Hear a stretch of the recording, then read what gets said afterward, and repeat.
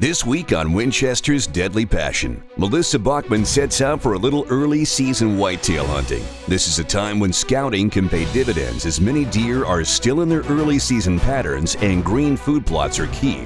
Well, that's exactly where Melissa is set up, and her opening day hunt is coming together perfectly in Illinois.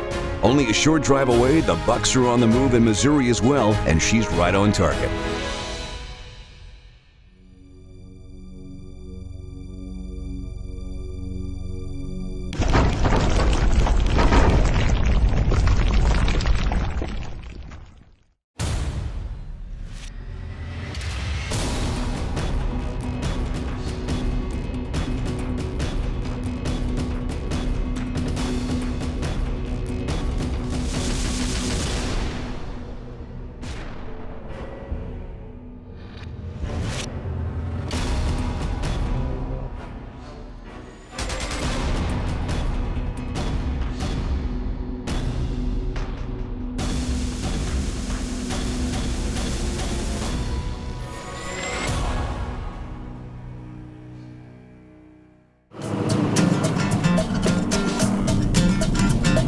Well, we just got done with an extremely tough hunt in Kansas. It's early season, all the typical problems.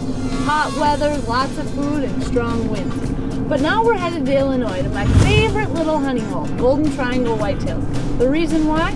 Well, it's pretty simple. I've killed a 200, a 174, a couple of 150s, and I've seen the photos of this year's trail camps. There are some giants. Tomorrow morning's opening day, and I can't wait to get out there. Now, this was a little bit of a drive, but I wanted to be sure to get there for opening morning. I've been waiting for this day since, well, probably since the day the season ended last year.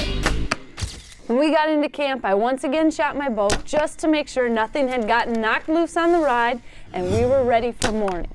Now, opening day morning, the biggest thing for me, what stand was I going to sit?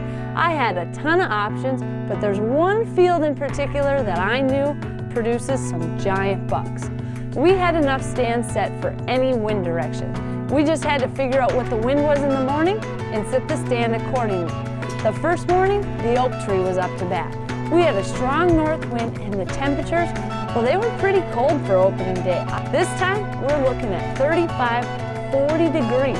As I'm sitting there, the sun was coming up, a couple of does came out onto the field and starting to feed. Now, the trail cams had shown that a lot of deer come in this area more toward the evening. So I wasn't too bummed out, but I still would have liked to seen a couple of bucks. As I sat there, I decided as the wind started swirling, it's probably time to get out of the stand and regroup for the evening. I've been hunting in Illinois for several years now, and there's no question it is my favorite place to go. I hunt with Golden Triangle Whitetail Outfitters every year, and I've had some great success. 3 years ago, I was lucky enough to come late season after everyone else had left and I was done working and hunt some bucks. Now, late season can be tough and there's a lot of challenges, but I was concentrating on a food source. I knew there was a huge bean field with a big buck in the area. Now, the question was, can I find him and will he come out during daylight hours? The good thing about late season, these bucks need food. They've been run down, they don't have a lot to eat, and they need to get their weight back up. So the big boy showed up, and a big boy he was. 202 inches he ended up scoring, a beautiful buck. Now that was my biggest buck ever with a bow, but I was also lucky enough to take 2 other bucks with my muzzleloader. Another one that scored over 170 inches and a 150-inch buck. On the 170-inch buck, I was coming during a time when I had nobody else around, so I decided I'd film this one myself. I was sitting on the same field that we're going to be hunting on this trip. It is known for some really big bucks. Well, the big buck came out right before dark, and I was filming myself, and I actually thought about maybe not shooting him because I wasn't sure if I was getting good enough video. But after I looked him over with the binoculars, 2 or 3 minutes went by, I decided this was not a buck to pass. And once I made the shot, I went up there and he was a beautiful deer, over 170 inches, and the coolest part, my dad was hunting right down the road, so he filmed a little bit for me at the end. But overall, being able to take a big buck and film it yourself, that's a lot of fun. Winchester's Deadly Passion is presented by Winchester Ammunition, Thompson Center, Cuddyback Digital, Bog Pod, Cabela's, She Outdoor Apparel, and Hunter Safety System.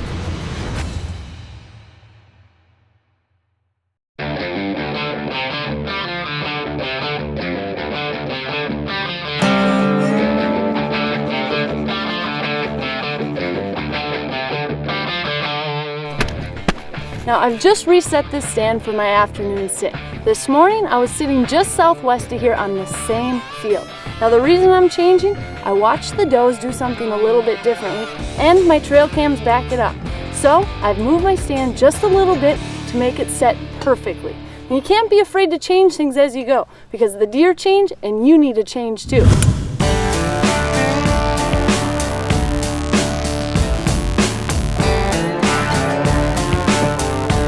After making a few changes to the afternoon stand, I went back to the truck and got ready for the afternoon.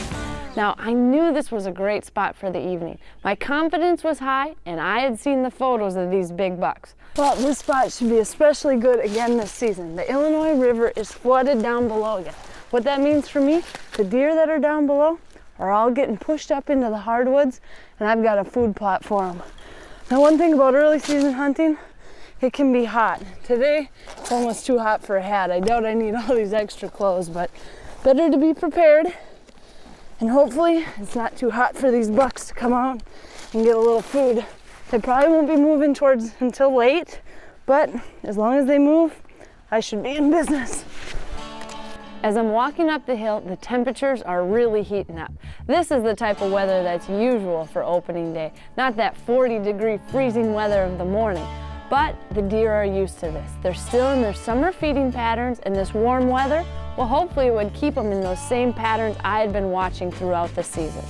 As I got to my stand, I raised up my bow, got everything situated, and now it was waiting time. After a few hours of sitting and questioning whether my stand was in the right place, the wind was right, if the deer would show up, I was starting to think, we're getting into prime time and there are no deer still here. Not a doe, not a buck, nothing. Got a small buck coming right here. Not a second after I finished these thoughts, a flicker of an ear of a buck coming my way. Now the good thing in the early season, when the bucks start coming, there's usually more following. So I looked at the first buck, not a shooter. I looked behind him, another buck. Things are finally starting to unfold. So I slowly stand up, look at the lane where I need to shoot, and get ready. Not to shoot these smaller bucks, but thinking there might be a bigger buck behind them. So as I watched these bucks coming closer and closer, they were in perfect position. They came right past my stand where I was hoping the big ones would come, met up with the other trail, offered a broadside or quartering away shot, and I let them go out to the field and feed. No longer after they got to the field, started feeding, I look down below me and I see a bigger buck. Shooter buck right there, within 5-6 yards of my stand. He had come on the second trail that we set up on. We were on a perfect intersection and it was all playing out perfectly. I really like having other deer in the field, and this was looking to be the perfect setup.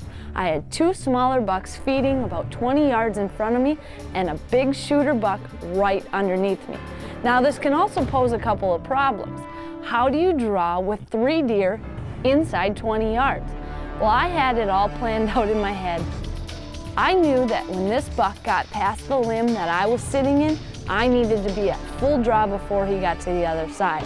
Now my first thoughts were, he's not a huge over 160, but he is a nice mature deer. Do I wait? Do I pass? Or should I take him? As this buck came around the corner following the trail I was planning on, it was just perfect. Everything had come together. I had set the stand exactly for this wind, for the deer to follow this direction, and they were doing it. And there's something to be said about bow hunting and seeing your entire plan come together.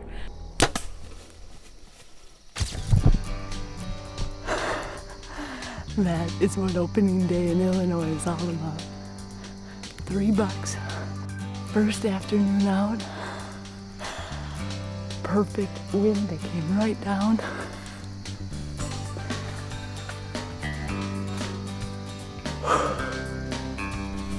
What a great early season buck. We have been fighting warm weather. We couldn't get a buck in Kansas to save our lives. And this guy comes through in Illinois, the third buck of the night, opening day, and I don't know how anyone can pass on a buck like this. I'm getting a little hungry for venison, and wow, what a beautiful main beam sweep around, really nice. There's no way on earth I can pass up something like this.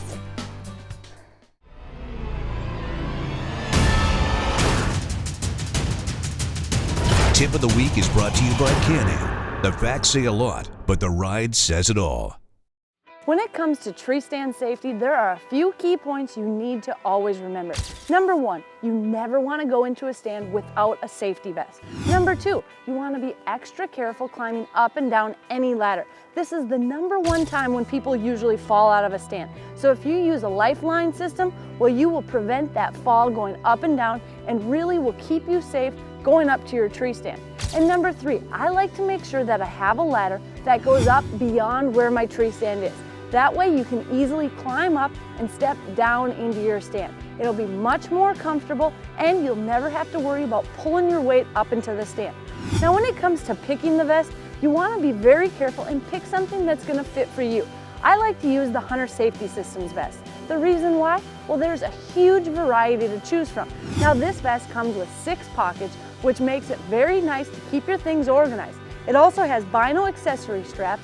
It has mesh lining, that way it'll keep you cool and comfortable. Now I like it that they've got a little elastic to keep this vest nice and snug. And not only does it look a little better, but it's much more productive when you're bow hunting. You don't have extra bulkiness going over your clothing. So now you can have a vest that fits you comfortably, will keep you safe in the field, and the bottom line is you'll have a better all-around bow hunting experience. Winchester's Deadly Passion is presented by Swarovski Optic, North American Hunting Club, Rage Broadheads, Matthews, Can-Am, Wildlife Research Center, and Hot Mox.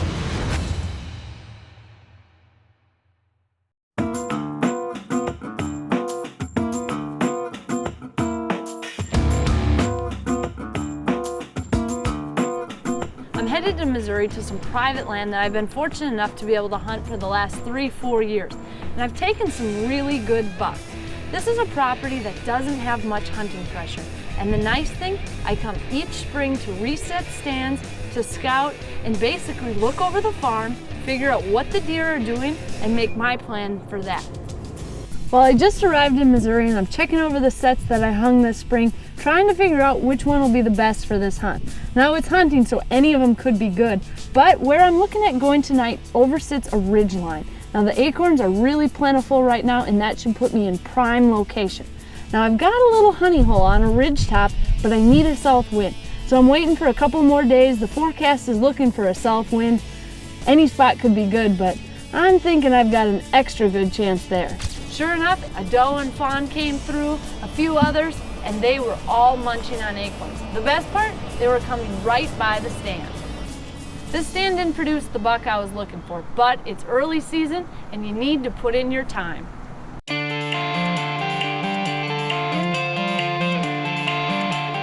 Once the winds turned south, well, I headed straight to my favorite stand. This is a ridge-top setup with a pond down below that funnel the deer through. There are 2 big travel corridors that meet up right below my stand. It's a great place to hunt all day. Deer are constantly milling around. It's kind of a staging area for midday between their bedding area and their food source. So it's a place that if you're willing to sit all day early season, which can be tough, it's the place to be. Deer were constantly milling around. Now, there wasn't a big buck in the area, but with enough does, fawns, everything acting calm, I knew this was a perfect setup for a buck just to come walking through. So instead of heading back to the truck and going into town for lunch, I decided to sit all day. It's not easy when it's early season and the temperatures can get pretty hot, but I knew this is a place that could produce a buck walking through at any time. He may just get up out of his bed or plan to head to the bedding area. Either way, I was gonna be on stand because you sure can't kill a buck in town eating lunch.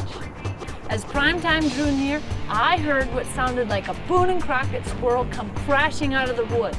I looked up, no squirrel. A big buck was coming right my way, on the path that would lead him within 10 yards. As I'm watching him come, I'm thinking, how am I gonna get drawn?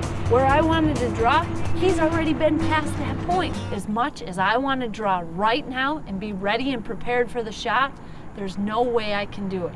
I must wait.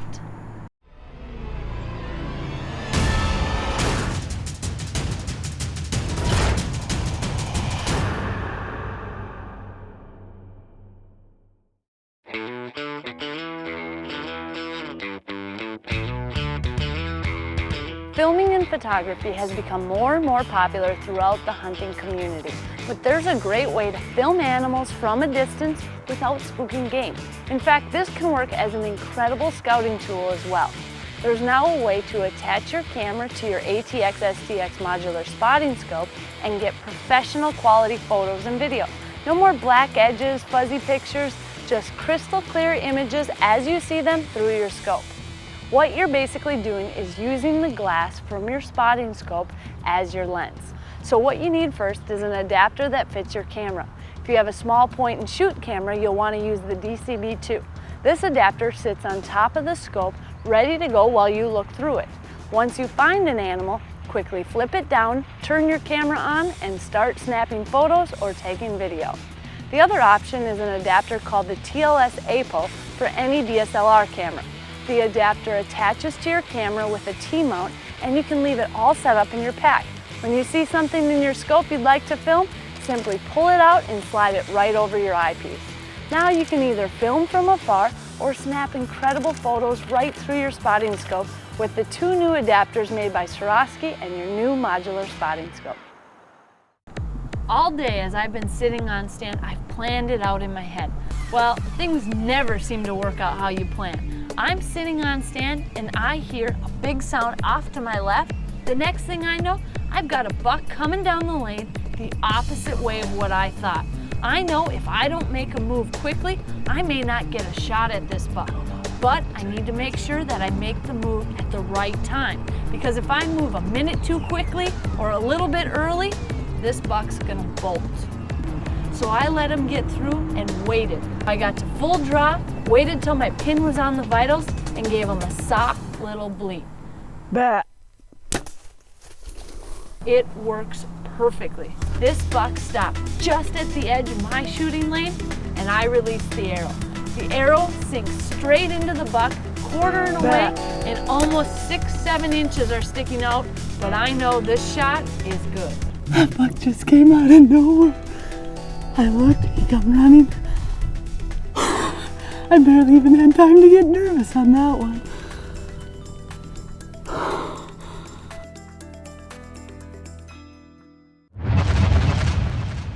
Well, I've decided to give it a good hour. I know the shot was good, but you still should let bucks go once you've made a bow shot. It's just getting dark, so I'm gonna go up here, look for blood, and hopefully find the buck. Immediately after getting out of the stand, I was on his blood trail. I've got good blood here, and it was a quartering away shot, so there's no pass through, but with this much blood, I think we're in luck.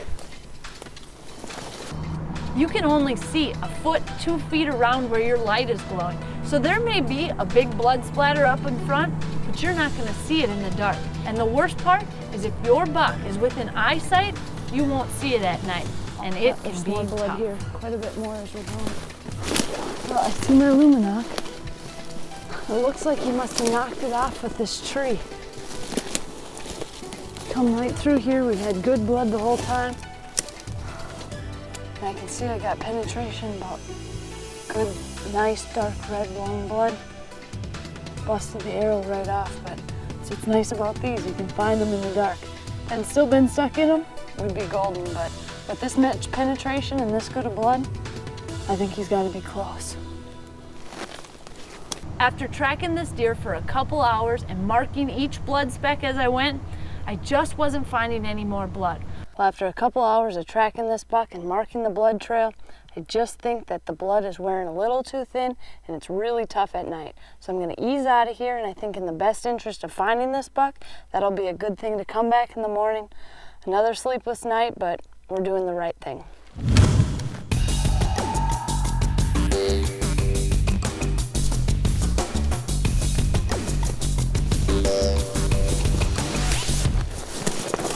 The next morning, as soon as the sun came up, I was out there on my last blood spot. Now that it's light and the sun was coming up, I could easily see 2 more spots of blood, walked about 5 steps, and there lay my buck. Right there he is, not 20 yards from my last flag. But it's daylight time, we can see the blood trail, and he looks beautiful. Wow, this guy is even bigger than I thought he was. I only had a few seconds to see him, and I knew he was a shooter. I did see these nice forks here, and this cool character, just a gorgeous, gorgeous deer. And look at this brow, all his tines, nice length, not super wide, but what a perfect Missouri buck. And to set my stand so he came within 10 yards, as a bow hunter, that's about as good as it gets. To set a stand, have a mature deer walk right through, and taking home a prize like this, there couldn't be a better reward. This guy is massive. Coming up next week on Winchester's Deadly Passion, Melissa heads back to Alaska to try predator calling bear once again. But this time she almost gets more than she bargained for, as her and Jason bring in this giant boar using a piece of flagging tape as a distress call. This huge bear comes in close, too close. He's dominant, hungry, and has no intentions of backing down.